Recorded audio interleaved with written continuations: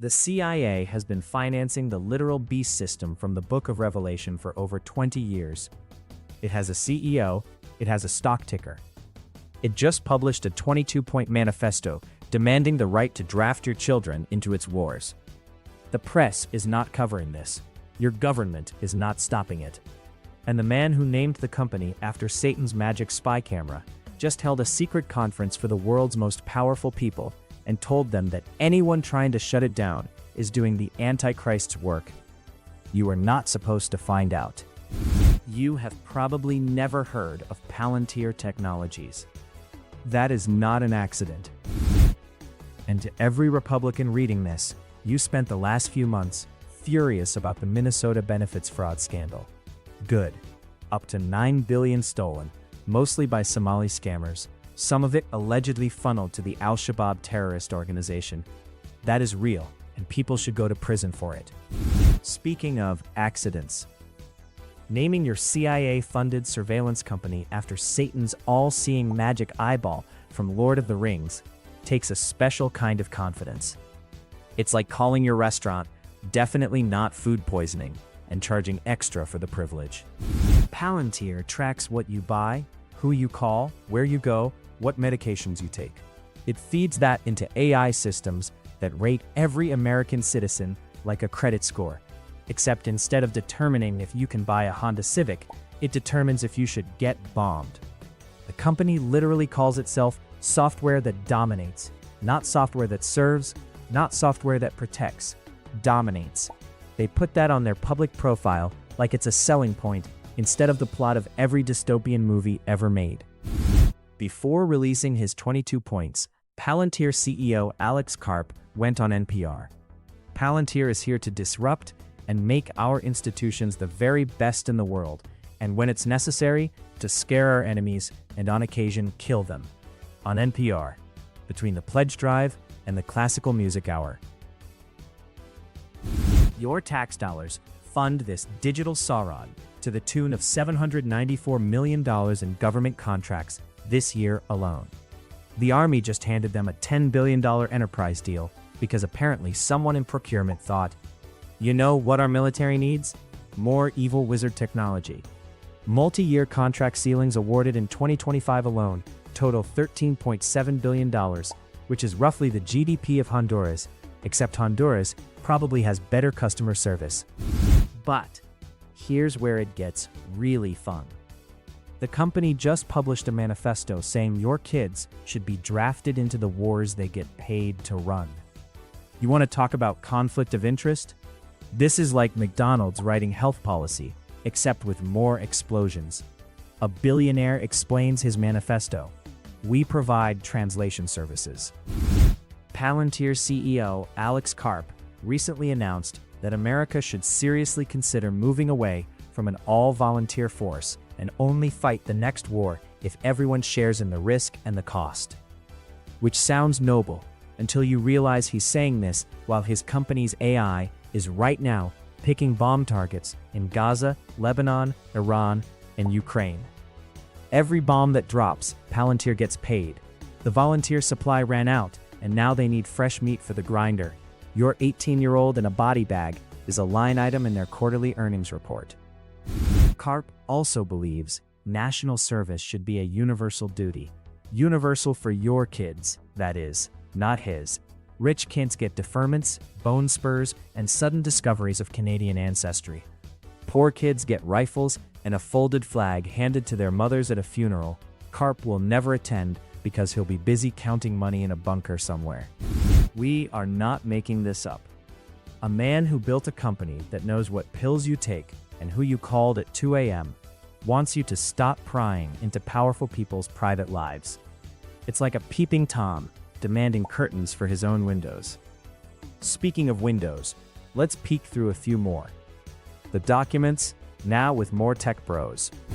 Elon Musk's name appears in the documents, with emails showing him asking, what day and night will be the wildest party on your island? Peter Thiel's name is there too, with scheduled meetings on the calendar. Both of them documented like a frequent flyer program, except the rewards were considerably more disturbing. Musk is now inside the White House, gutting the FBI, the DOJ, and every agency with authority to investigate what those documents point to. They built the machine that watches you. They are destroying the machine that watches them. Your government is not protecting you from these people. Peter Thiel named his company after the Palantir, the seam stones controlled by Sauron, Tolkien's version of Satan, the all-seeing eye, the entity that watches everything and uses the information to enslave every free people on Earth. In Tolkien's tradition, Sauron is Satan by another name. That all-seeing eye is on the back of your dollar bill right now, sitting atop an unfinished pyramid. This is like hiring the wolf to guard the henhouse, except the wolf also owns the farm, wrote the insurance policy, and is dating your accountant. The blueprint was written in 1932. Nobody threw it away. Back in 1932, a movement called Technocracy Inc. wanted to abolish democracy and replace it with rule by technical experts, not elected, not accountable. Replace money with energy certificates. Citizens get their allocation based on compliance. Step out of line, your allocation gets adjusted. Own nothing. Consume what you are given. The Nazis believed the same thing. When they lost the war, Technocracy Inc. went quiet. It did not disappear. It got patient. It got funding. It got technology. It got a rebrand. Hello out there in internet land. I'm Lily, the editor at The Wise Wolf, and I just wanted to steal a moment of your time to urge you to subscribe to our god-awful channel. Otherwise, my professor is going to press charges for breaking into his office to shoot this clip. Thanks. Bye now. Plan didn't change. The technology did. And the first thing they used it for was figuring out what to do with everyone they no longer need, which turns out to be most of us. This explains why every tech conference sounds like a supervillain convention with better catering. Elon Musk's grandfather, Joshua Haldeman, was a chapter leader of Technocracy Inc. in Canada, a true believer. You know what Technocracy Inc. believed? That engineers and scientists should run the country instead of elected politicians. Elon Musk's grandfather actually ran the Canadian branch of Technocracy Inc. The same Elon Musk pushing universal basic income, because once his robots replace your job, you'll need something to live on. And he wants to be the one who decides what that is, like a cosmic vending machine, except you don't get to pick your snacks. This is what 90 years of planning looks like. Palantir built an AI targeting system called Maven that picks bombing targets for the military. In March, Maven picked a girls' elementary school in Iran. Over 165 people died, most of them children. The Pentagon is investigating whether its own AI killed those kids.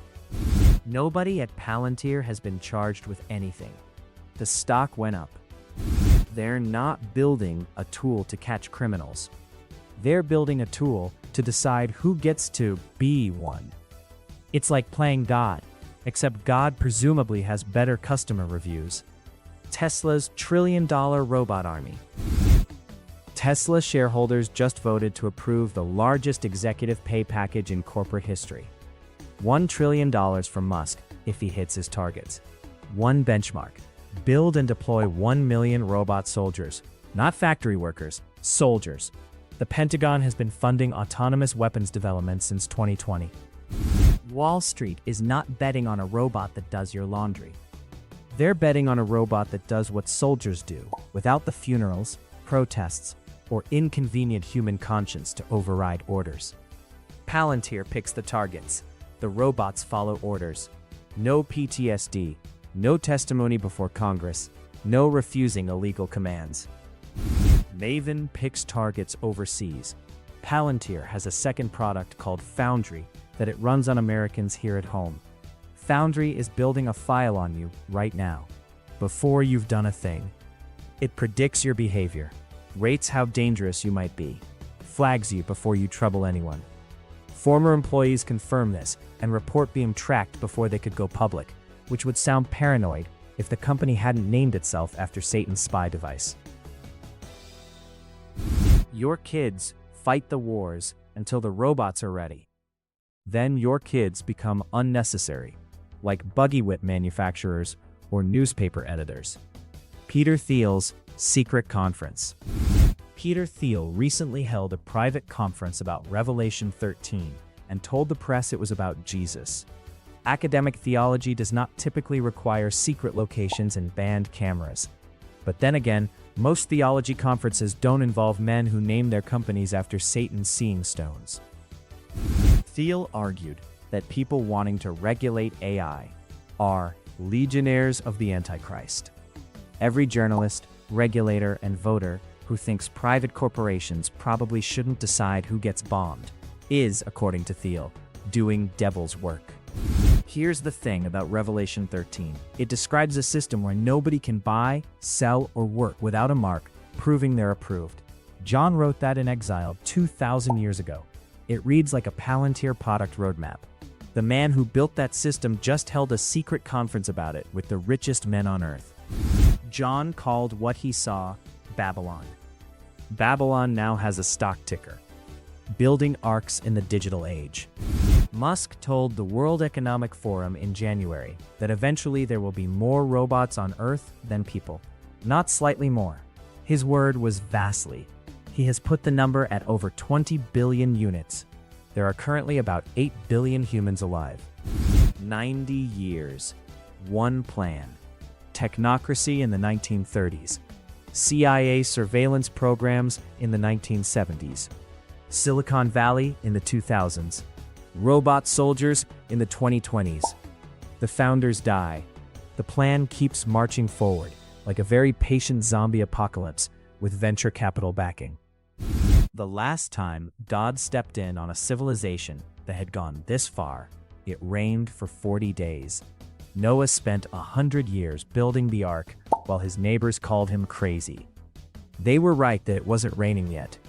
They were wrong about what that meant. Every single one of them, right up until the moment they were swimming. We've been at this for 3 years, and my sexy unpaid intern Lily still takes the bus. If she had a car, she'd probably use it to escape this madness, so maybe that's for the best. You can share this video right now. Send it to one person and ask them to send it to one person. That's how you build an ark when you don't have 100 years and the lumber is digital. Or you can scroll to the next thing and hope you know how to swim. Help keep the wise wolf howling. In September 2024, Thiel launched a private lecture series. Topic: The Antichrist. Location secret. No cameras, no recordings, no press. He took it to Paris, then Rome, directly to the Vatican's doorstep.